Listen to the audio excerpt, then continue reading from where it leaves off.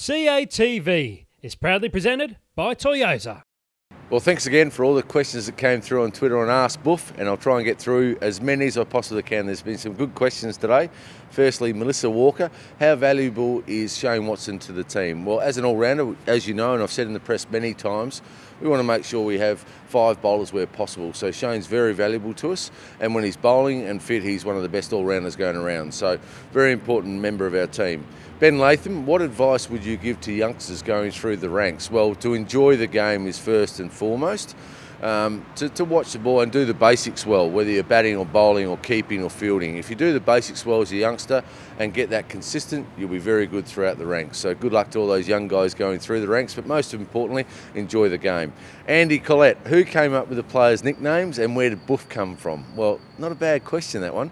Buff, I used to have a Buffon head, so Buff head, that's how it started. Johnny Gianetto, a guy from Gawler, nicknamed me when I was about 13 and it's stuck ever since. So probably one of the most famous nicknames going around, I would have thought, and sometimes not the best. My mum used to hate it.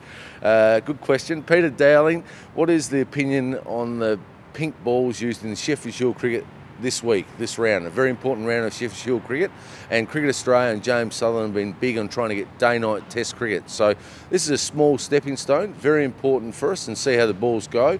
I think it'll be fine, as long as the wickets are good. I think it'll be a great concept for Cricket Australia, and the Sheffield Shield boys will love it. I played them many years ago. I can't even remember back that far, but it was a great challenge. So interesting to see how it goes, because it's, as I said, first stepping stone to getting test cricket played at night, which would be great for all the viewers and listeners out there. Biff, want to have a beer tonight? Well, I don't know who Biff is, but beer, I always have a beer, so I'm pretty comfortable with that. So if I find you and you see me, there's no problems having a beer.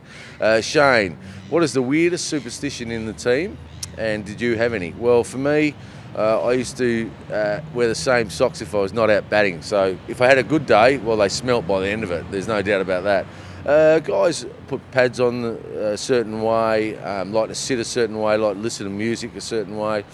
The weirdest ones, oh, that's a tough one. But you know, someone like Michael Clark loves to listen to music all the time before he bats and talks a lot.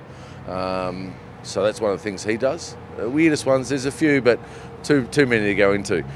Luke Memberson, what would your last meal be? Easy one, roast pork and veggies. My mum used to make it all the time, and I used to love it on a Sunday.